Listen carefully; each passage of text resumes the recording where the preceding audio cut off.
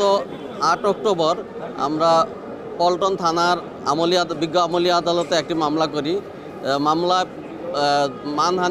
মানহানি এবং হুমকির অভিযোগে দণ্ডবিধির 500, 501 এবং 506 ধারার অভিযোগ আনয়ন করা হয়েছিল। বিজ্ঞ আদালত আমাদের অভিযোগের পরিপ্রেক্ষিতে আসামির প্রতি সমন ইস্যু করেছিলেন এবং আসামি আজকে হাজির হয়ে আত্মসমর্পণপূর্বক জামিনের আবেদন করেন। বিজ্ঞ আদালত আসামির আবেদন 500 টাকা বন্ডে সেই জামিনের আবেদন মঞ্জুর করেছেন।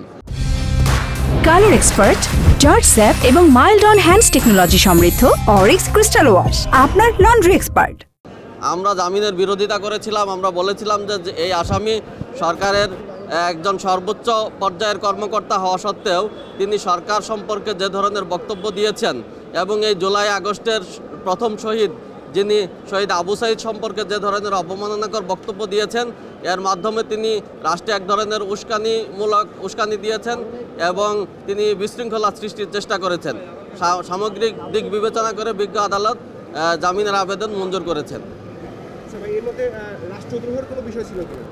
আমরা প্রথম যে আবেদনটি করেছিলাম সেখানে রাষ্ট্রদ্রোহের বিষয় ছিল না, তবে আমরা মামলার যে উপাদান সেই উপাদান বিবেচনায় আমরা রাষ্ট্রদ্রোহের জন্য দণ্ডবিধির 124-এর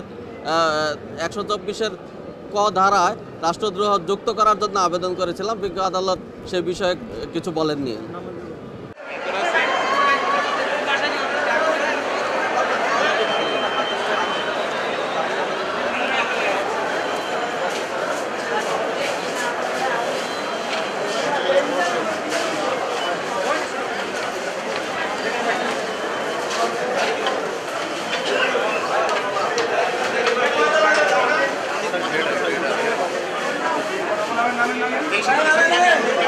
अरे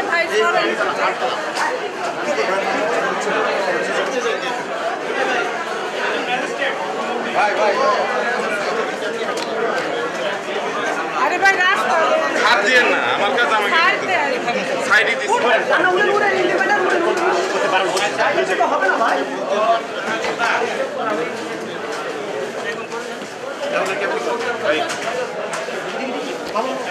জান জান জান